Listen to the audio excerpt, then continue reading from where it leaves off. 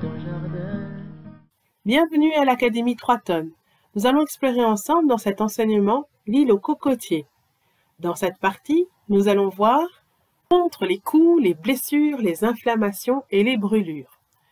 Quand on se consacre des mois à mettre toute son énergie dans sa racine, pelure après pelure, il est forcé que l'on concentre une bombe de bienfaits.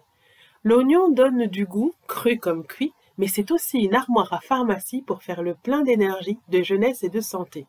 C'est un anti-inflammatoire qui agit à l'intérieur quand on le mange, contre la toux par exemple, et à l'extérieur quand on l'applique sur la peau, là où on a reçu un coup. C'est un antimicrobien. Il sait se défendre. Une fois la peau enlevée, il pique d'ailleurs les yeux. Mais il pourrit vite, alors il faut le manger cru le même jour. Par contre, avec la peau, il se conserve plusieurs mois dans l'obscurité et au sec. La noix de coco est aussi antibactérien, comme l'oignon. Elle agit contre les caries et les infections buccales quand on la croque fraîche. Elle a l'avantage de ne pas sentir mauvais comme l'oignon. Sous forme d'huile, elle protège la peau des rayons du soleil, mais aussi des champignons. On broie la chair de noix de coco, on la filtre pour recueillir le liquide qu'on laisse reposer 24 heures.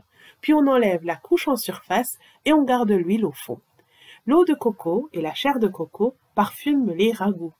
Elle se marie très bien avec les carottes qui, en plus d'un goût agréablement sucré, ont comme les oignons des racines riches pour la santé et se conservent assez longtemps. Notons que les feuilles d'oignon et de carottes peuvent être ajoutées au plat cuisiné. Nous finirons par les feuilles d'aloe vera qui contiennent un gel transparent que l'on peut mettre sur les brûlures de la peau pour les calmer, mais aussi ingérer pour calmer les brûlures d'estomac. Et puis, n'oublions pas la touche soin des cheveux, de l'aloe vera et de l'huile de coco. Ici s'achève cette partie de l'enseignement sur l'île aux cocotiers. Vous pouvez maintenant contacter le centre de formation pour nous poser vos questions et valider que vous avez bien compris cet enseignement avant de passer au suivant. Vous pouvez bien sûr avant écouter l'enseignement autant de fois que vous le jugerez nécessaire.